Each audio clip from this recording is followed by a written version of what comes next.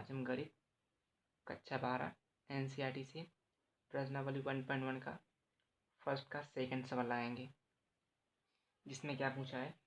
प्राकृत संख्याओं के समुच्चय n में r बराबर एक्स वाई यानी कि y बराबर x प्लस 5 तथा x लेस देन 4 द्वारा परिभाषित संबंध r।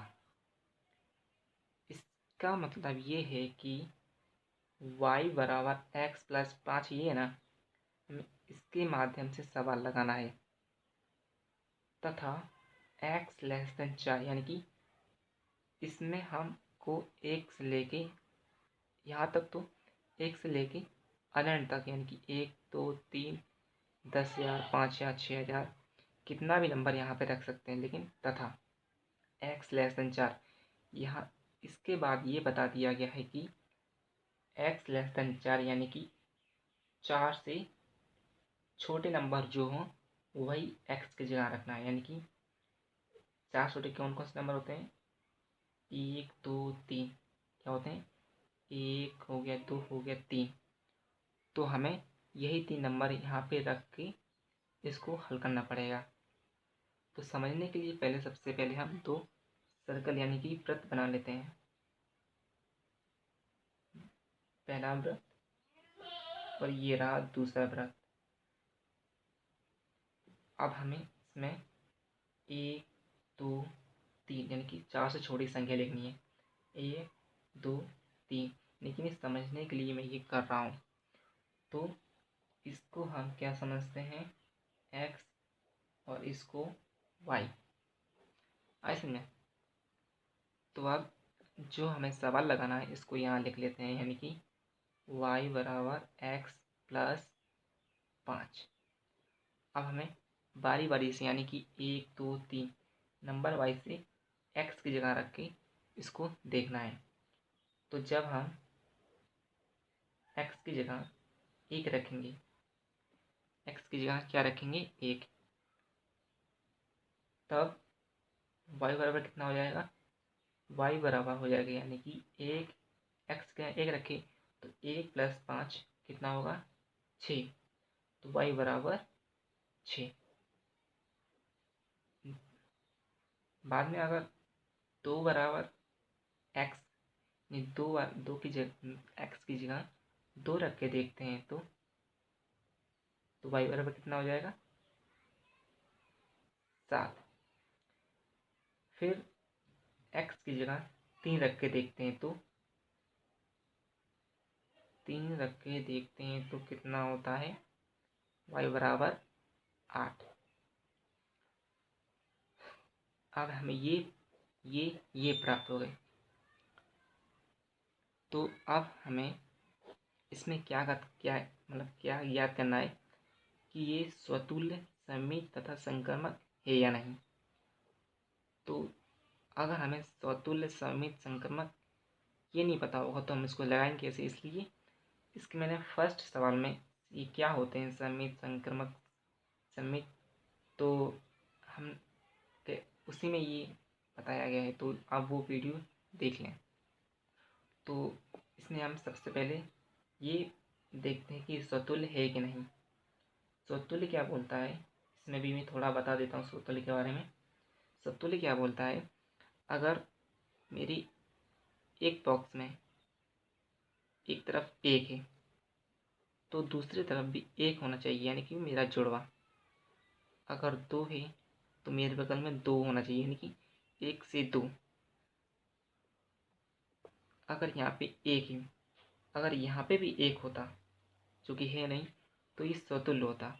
अगर 2 है, यहाँ पे भी 2 होता तब भी स्वतुल्य होता। 3 है, 3 होता तब भी स्वतुल्य होता।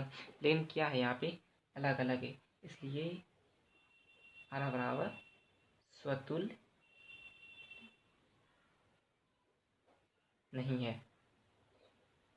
क्या नहीं है, स्वतुल्य नहीं है।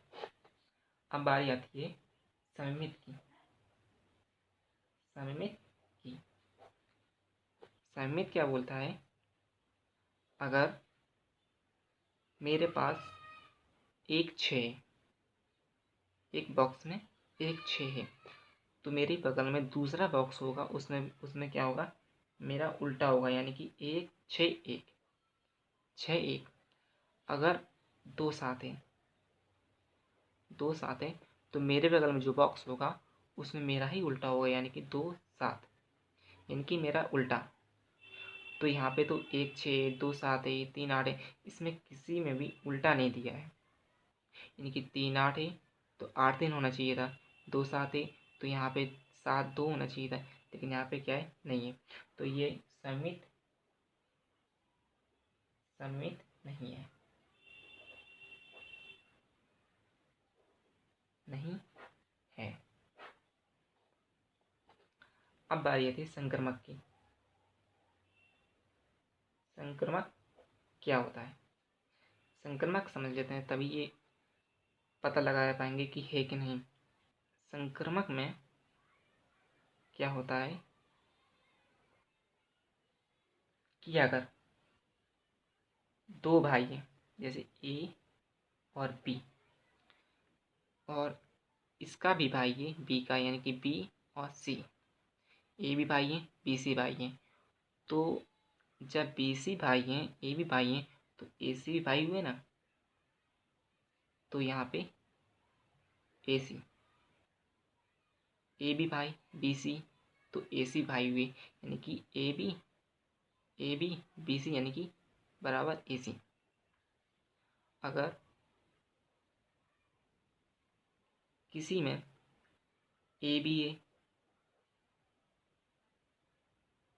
सी डी ए और ई एफ ए तो क्या होगा, ये संक्रमण होगा, यानी कि इसको समझ लें फिर से, ए बी है और बी सी है, यानी कि ए बी, ए बराबर बी और बी बराबर सी, तो ए सी, ए बराबर बी, बी बराबर सी, यानी कि ए सी। जैसे ए बराबर बी और बी बराबर सी, तो ये भी तो बराबर हुए ना, तो ये संक्रमक है। अब दूसरी कंडीशन क्या है संक्रमक होने की, अगर ए बी है सी डी है ई एफ है, यानी कि ए बी है सी डी है ई एफ है, यानी कि तो तीनों बॉक्स में, हर बॉक्स में अलग अलग है, कहीं भी कॉमन दिख रहा है, A B C D E F common नहीं दिख रहा है, इसलिए ये संक्रमक होगा। अगर पूछा जाए कि संक्रमक कब नहीं होगा, संक्रमक कब नहीं होगा, अगर ए बराबर बी और बी बराबर सी, बी बराबर सी, तो इसमें क्या है कि किसी कारणवश ए सी नहीं आ पाए, ये किसी आंसर में ए सी नहीं आ पाया, तो ये संक्रमक नहीं होगा। क्या नहीं होगा, संक्रमक।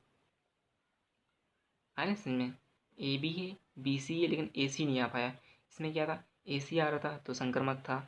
इसमें क्या था, सभी अलग थे, हर एक बॉक्स में अलग अलग नंबर थे तो संक्रमक था। इसमें क्या है, ए बी है बी सी लेकिन ए सी है ही नहीं, बस में बता ही नहीं गया, तो ये संक्रमक नहीं होगा। तो चलिए इसको संक्रमक है या नहीं इसको देख लेते हैं।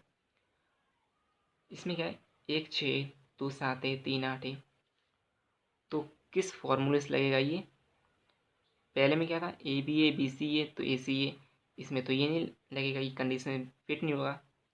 इसमें क्या होगा, दूसरा कंडीशन फिट होगा, क्योंकि ए बी है सी डी है ई एफ है अलग अलग है, सब में अलग अलग है, और इसमें भी क्या है, अलग अलग है, क्योंकि 1 6 2 7 है 3 8 है ना, यानी कि सब में अलग अलग नंबर है, तो ये क्या होगा, संक्रमक है, मतलब इसका क्या है, संक्रमक है, ये संक्रमक है, आना समझ में, ये संक्रमक है। तो हम लिख देंगे, अतः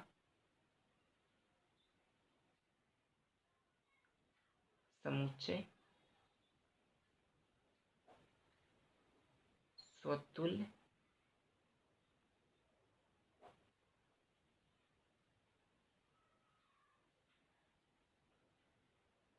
तथा सममित नहीं है, लेकिन क्या संक्रामक है। लेकिन क्या है, संक्रामक है। आए ना समझ में क्यों संक्रामक है? क्योंकि सब में क्या है, अलग अलग नंबर है, अलग अलग नंबर होने के कारण ये संक्रामक है। तो ये सवाल यहाँ पे क्या होता है, एंड होता है। तो जल्द मैं इसका तीसरा पार्ट डालने वाला हूँ, यानी कि तीसरा सवाल। तो आप तब तक आप इसकी ही प्रैक्टिस कीजिए। तो ये रहा इसका सवाल, इसका आप स्क्रीनशॉट ले लीजिए सवाल, और ये रहा इसका हल।